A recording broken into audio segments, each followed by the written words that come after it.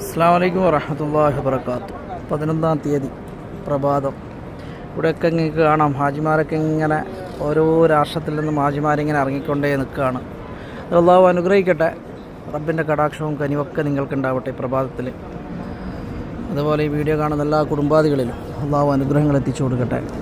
അതുപോലെ പ്രയാസങ്ങളോ ദുഃഖങ്ങളോ മറ്റുള്ള എന്തെങ്കിലും ഉണ്ടെങ്കിൽ അതൊക്കെ അല്ലാഹു നികത്തി റാഹത്തുള്ള ജീവൻ നൽകട്ടെ എന്ന് പ്രത്യേകമായിട്ട് ദുആ ചെയ്യുകയാണ്.